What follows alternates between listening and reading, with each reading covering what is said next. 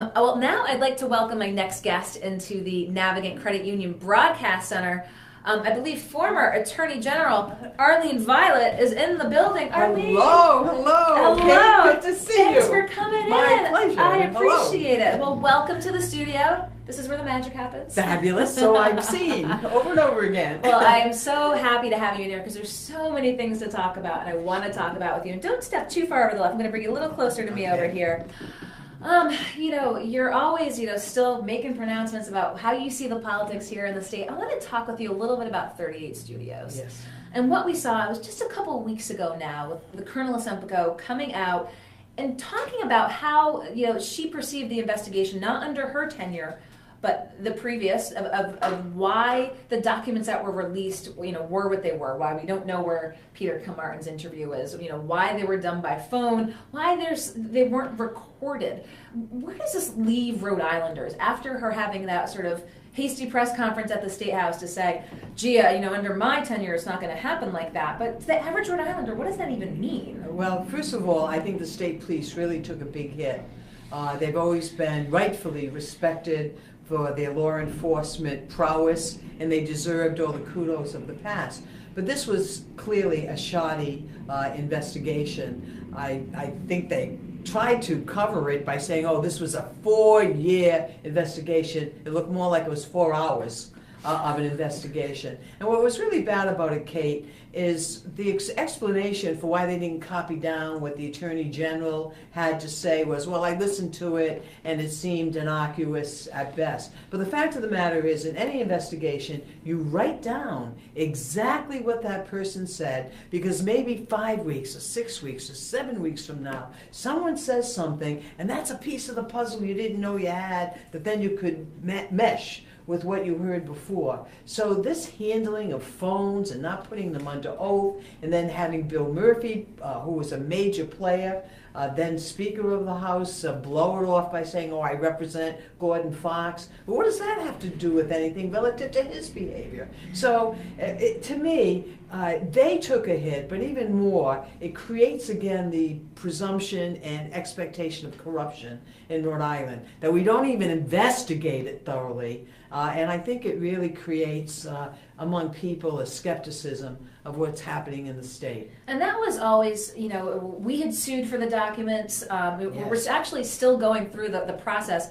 I asked Colonel Sempico, do you think there's anything else that wasn't released that if sued they find? And she goes, I don't know, I can't speak to that. So we'll see, we're still going through. But the point was I felt Rhode Islanders felt that they were going to get at least some answers, some information. They knew there had been no criminal charges, but at least to see if there was bad decision making, bad politicizing, that type of thing, and didn't even get those answers. The part two of what Go Local Prov, to its credit, did is they're actually in court, as you just mentioned, trying to get the grand jury material. And frankly, I hope the judge will allow that, because I hope that investigation wasn't as sloppy and shoddy a presentation to the grand jury as this investigation was. There was some rumblings that some of the materials were not turned over by the state police because they somehow went into the grand jury. Well, first of all, the bare fact that you have a report that ultimately may go to the grand jury doesn't cloak it from discovery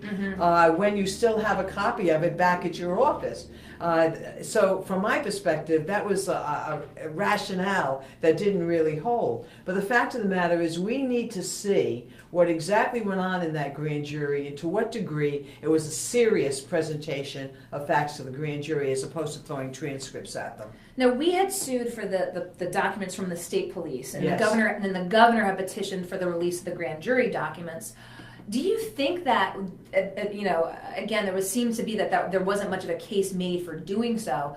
I mean, you're a former attorney general. I mean, if anyone should know, would you say that there is a case for I the think grand there jury is a side? case, because it is, first of all, everyone's already conceded that there's not going to be any further prosecutions. And secondly, and most importantly, it is a matter of extreme public interest. So the chief judge certainly can allow that to happen. And it has happened in the state before. And it has actually, I had asked for it at a time to release the RIMFIC, Rhode Island Housing and Mortgage Finance Corporation grand jury material when I was Attorney General, and then Chief Justice Giannini allowed me to do that because back in those days, I call them the network, the politically connected people were raiding that fund that was entitled, supposed to go to middle income people, lower income people, all these people who shouldn't have low income mortgages were getting them left and right.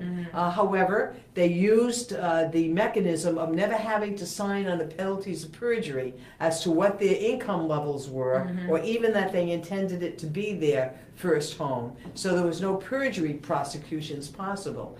And I think we really should get a look at this current grand jury to find out what really happened there and what, if any, punches were pulled during the course of the presentation to that grand jury. And there's still folks that say, you know, on the state police side of things, I mean, does the investigation need to be investigated, or are we so far along at this point that that's just not going to happen and we're just going to be left with this reaction that you just alluded to? I mean, where do we stand in terms of the state police? Well, part of the problem, of course, is you age the problem. And I think there was a concerted effort by the people in power here, whether it was the governor and or the state police as well, was to age this out and to tire us out by elongating this. So then there was an election held before anything was disclosed, then you drop it in the first year, you drag it out, and then hope people lose interest. I personally think it still all ought to come out, at least what is in the grand jury. And do you think it just has, again, the chilling effect, as you said, not getting the answers, having the cynicism, when the state tries to do big deals and it tries to, you know, do things that might have a big price tag and folks might have questions about, did this have a chilling effect? I think it has a pay-to-play mentality that won't chill some businesses who want to come here because they're willing to pay to play and thereby create and continue the corrupt environment that we have in the state. But having said that, you know, the fact of the matter is there are some honest businesses who don't want their arms twisted, and they will, in fact, stay away.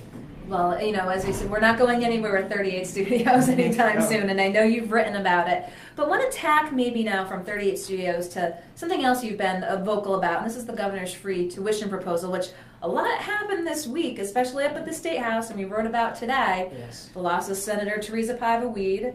The Rhode Island Society of CPAs came out and said their membership wasn't keen on it.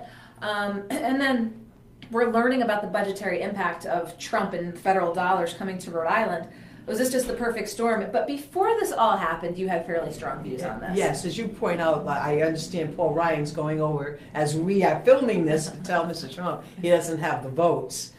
So that, of course, would be catastrophic, and no proposal will emerge on the governor's free tuition because we'll be down so much money, millions and millions of dollars, to meet even our Medicaid responsibilities. But assuming arguendo, Trump care doesn't go anyplace, I think the governor's plan has flaws. It should be means tested, number one. Secondly, there should be a GPA that you have to keep up. And thirdly, after all, it's the equivalent of a $50,000 scholarship potentially over 2 years, and there ought to be a requirement of service here in the state. We're doing this for jobs in Rhode Island, but for heaven's sakes, you got to stay in Rhode Island and show your gratitude, sort of like a VISTA volunteer from my perspective. So those three elements are missing. And last but not least, I don't think she really has evaluated what the impact will be on private universities. I'm a trustee at Roger Williams University. I understand Russ went to PC. PC has anywhere from 15% of its students come from Rhode Island. Salve around 20%. Roger Williams around 10%. If you have those people migrating out of those universities, that's a tremendous loss that can jeopardize the financial footing of those universities. So I just think this is another rush to get something done without the attendant evaluation of the impact on private universities and those other elements that should be core constituent parts of her plan. And here we are, it's 2017. We are in cycle for 2018 in the gubernatorial election.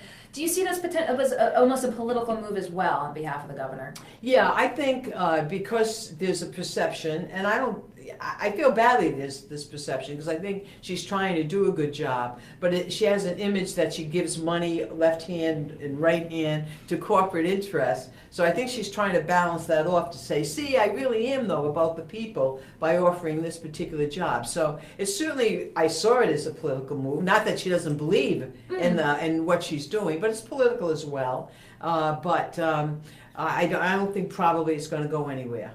Do you think that she'll, running for election again, have a difficult cycle this time around? You know, she is going to have a difficult cycle. I feel sometimes people are unfair to her, and I have criticized her for a few items, not least the which you just mentioned. But you know, people will say, "Well, she thinks she's the smartest person in the room." Well, you know, most of the time she is the smartest person in the room, and I think her being a woman also gets a lot of grief and aggravation tossed her way that people wouldn't consider those issues if it were a man. As Kate. someone who might very well know. Yeah. But from my perspective, I think she is trying. She's trying to make an impact on jobs. I'm not a big believer in giving the corporate subsidies to GE, which is a multi-billion-dollar company. But that's what she's trying to do, and time will tell whether her approach works or not. But I think she has to really develop the people side of her if she hopes to be reelected, because in a way she has a Hillary Clinton problem. She looks too much like she's all that heady person who's all about the big shots, and I'm a big shot. And I don't think she's personally probably feels that, but she projects that, and she's going to change that projection. So as I said, as someone who might know these issues personally, having been the first female attorney general, we're talking 35 years ago now. Oh, I know. Am I old or am I old? Well, we all get up in years, So we have seen the first female governor. We have seen the first statewide Hispanic elected official, female, with Nelly Gorbea. Yes. But on the business side of things, again, 35 years later, here we are in 2017.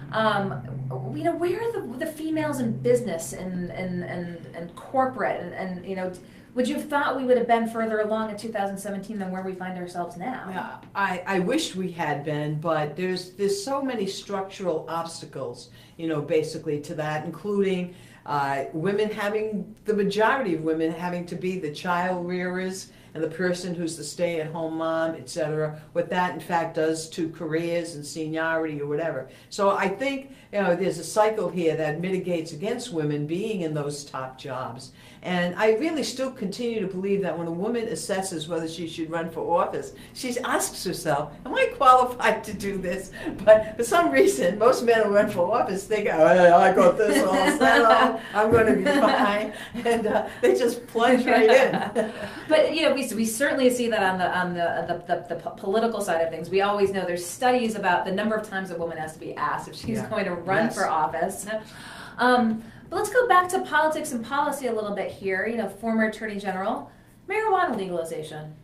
I'm against marijuana legalization because there's no such thing as a kind of marijuana. I noticed when I was prosecuting drug crimes, what would happen is people would come up then with designer drugs if you had legalized it. They would say, oh, that stuff you're having, that is so boring, that is so routine. Try this designer drug and really gives you a bigger hit. This makes you more of an in crowd, etc. So my perspective is that the marijuana issue will just, again, rise on that trajectory where that old marijuana you're having is the boring, poor people have that kind. Why don't you try this mix and that match? And then I think the potential for addiction rises astronomically. And what do you say to the Trump administration has made kind of overtones of coming in from the federal level and saying it's still legal on a federal level?